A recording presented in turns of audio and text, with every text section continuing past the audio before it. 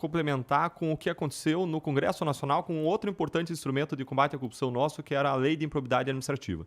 Então, a pessoa que é dentista, ela usa lá instrumentos para obturar dentes, a pessoa que é médica usa lá um estetoscópio para ouvir o coração, medir a pressão. Cada um tem seus instrumentos de trabalho. Nós, como promotores, juízes, a gente tem nossos instrumentos de trabalho que estão na lei. Uma das leis centrais para a gente atuar contra a corrupção era a Lei de Improbidade Administrativa, que servia para a gente recuperar o dinheiro desviado e multar com pesadas multas quem praticasse corrupção. Aí o Congresso estava sendo... O que exatamente prevê ali, em linhas gerais, a lei da improbidade administrativa? A lei da improbidade, ela previa uma série de comportamentos como improbidade administrativa, como enriquecimento ilícito do agente público, quando o cara aparece com Ferrari, o cara era prefeito, entrou com uma mão na frente e outra atrás, e de repente ele está andando de Ferrari, viajando para o exterior todo final de semana. Isso era uma improbidade administrativa. E quando a pessoa praticava uma improbidade administrativa, como enriquecer ilicitamente, sem fonte comprovada, você consegue recuperar o dinheiro que a pessoa desviou e consegue multar ela com multas pesadas. Então, as pessoas que praticaram corrupção na Lava Jato, elas praticaram não só o crime de corrupção, mas praticaram também, simultaneamente, atos de improbidade administrativa, porque a corrupção é um ato de improbidade administrativa. E a gente tinha essa lei que nos permitia punir, recuperar o dinheiro, e por conta disso a gente entrou com ações contra partidos políticos e políticos para recuperar e multar os políticos da Lava Jato em mais de 40 bilhões de reais, inclusive os partidos. Aí o que eles fizeram no ano passado? Eles destruíram a lei de improbidade. Ela podia ser aperfeiçoada, tinha coisas lá para serem melhoradas, mas eles jogaram fora, junto com a água suja do banho, o bebê que estava sendo lavado. Hoje, se alguém te pedir propina, isso não é mais improbidade administrativa. Se você não pagar e essa pessoa te chantagear, um auditor que vem aqui lançar tributos no Flow, o que seja, te chantagear ou te torturar, pior ainda, isso não é mais improbidade. Mas, se você descobrir que essa pessoa tem 100 milhões de dólares no exterior, enriquecimento ilícito, isso não é mais improbidade administrativa também. Pior, se uma mulher, for para a mesa do parto, um dos momentos mais mágicos da vida dela, e for estuprada por um médico público, isso não é mais improbidade administrativa. E mais, eles mudaram outra lei em 2019 para que a gravação do criminoso, cometendo crime, não possa mais ser usada contra o criminoso, agora só a favor do criminoso. Que país é esse? Isso porque grande parte dos escândalos de corrupção vieram à tona com a gravação do político recebendo propina. Foi uma regra enxertada, contrariamente à vontade do Sérgio Moro, no pacote anticrime que ele enviou para o Congresso. Não tinha essa regra, eles enxertaram e aprovaram agora para dizer que gravação do criminoso cometendo crime não pode mais ser usada contra ele.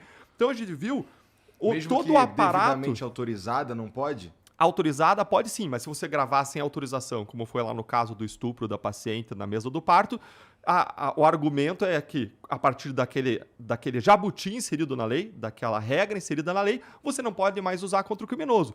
Então, o que você vê acontecendo ao longo dos últimos meses e anos, e tem que ser essa cara mesmo, Igor, é a cara de absurdo, tem que estranhar isso. Que país é esse? É a inversão daquilo que a gente acredita. Explicar um pouquinho melhor isso aí, que é o seguinte. Então, por exemplo, o que a lei diz? O que o pessoal fazia muito antigamente?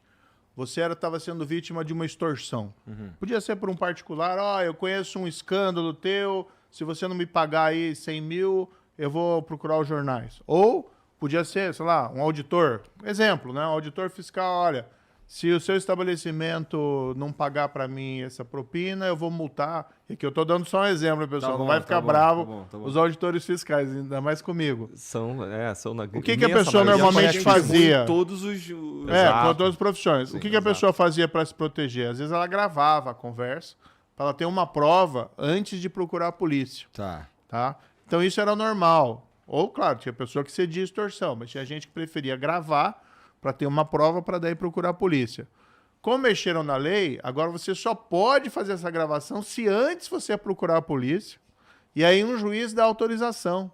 Mas vamos supor que você faz todo esse caminho, não consegue autorização ou consegue autorização e não consegue gravar. Aí você fica com cara de idiota. Então, mexeram na lei e foi mal. Agora, a pior aqui, acho que o Deltan concorda comigo, o pior, né, Igor, vamos ser bastante honesto aqui, é ver a possibilidade da gente ter de volta na presença da República alguém que foi condenado na Lava Jato, que é o ex-presidente Lula. Que as anulações da condenação dele, com todo respeito ao Supremo Tribunal Federal, foram erradas. A gente viu todo aquele esforço que nós tivemos na Lava Jato, E não só foi contra ele, foi também contra outras várias pessoas. Mas ele ali era o presidente à época dos fatos. E você tinha uma corrupção, não isolada no tempo e espaço, mas uma corrupção vinculada a um projeto de poder, assim como foi no caso do Mensalão. E, de repente, você tem essa anulação das condenações, que ninguém entende por quê. Ninguém diz que ele foi inocentado. Essa é a verdade. Ele não foi inocentado. Que ele é inocentado. Ele está mentindo. Né? Bem, eu interroguei ele, né? Você entrevistou, mas quando ele fala que ele foi inocentado, ele não foi. Nenhum tribunal declarou ele inocente. O que houve, sim, ele foi beneficiado por aquela história do tapetão. Foi condenado no mérito, se entenderam que tinha as provas, eu proferi uma sentença, uma juíza em Curitiba proferiu a sentença em outro processo, no sítio de Atibaia. As duas sentenças foram confirmadas do tribunal lá em Porto Alegre por 3 juízes, né? 3 juízes profissionais que ninguém nunca questionou qualquer questão relacionada à imparcialidade. Foi confirmada a minha sentença no STJ lá em Brasília por outros 5 magistrados. E 3 anos depois de ter ficado 580 dias preso, vem uma reviravolta na segunda turma do Supremo Tribunal Federal, numa decisão ali relatada pelo Gilmar Mendes, inventando ali, com todo respeito, que teria havido uma perseguição que não houve. E ele foi beneficiado. Hoje, ele é um símbolo da impunidade concorrendo à presidência da República. Então, como é que você consegue explicar isso para as pessoas? As pessoas que trabalham, as pessoas que dão o seu suor, as pessoas que ganham a vida honestamente. Como é que você vai explicar que hoje você pode ter alguém como o Lula concorrendo à presidência da República? Então o pessoal me questiona até, mas por que agora você está assumindo uma posição no segundo turno? Olha, eu sou contra o Lula, eu não concordo com isso. Eu acho que um país, uma democracia, uma grande economia se faz com base em integridade, honestidade. E eu preciso chegar para minha casa e falar para o meu filho que tem que ser honesto, que o crime não compensa. Como é que você consegue fazer isso num cenário desse? Então teve sim esse desmonte, que a gente tem que lutar no Congresso, lutar nos tribunais para que cumpram o seu papel. Agora, a gente também não pode deixar, essa é a minha opinião, e tem que fazer pelos meios democráticos, evidentemente, não pode deixar o Lula ser eleito presidente novamente. Bom, eu acho justíssimo que vocês lutem por essa pauta e, na verdade, por qualquer pauta que vocês julgarem importante e tal. Assim, independente de concordar ou não, essa é a democracia, né? Vocês podem lutar. E, assim, eu não não estudei direito, né? Então, talvez isso daí seja, assim, porque pareceu muito ruim isso que você falou aí, na verdade.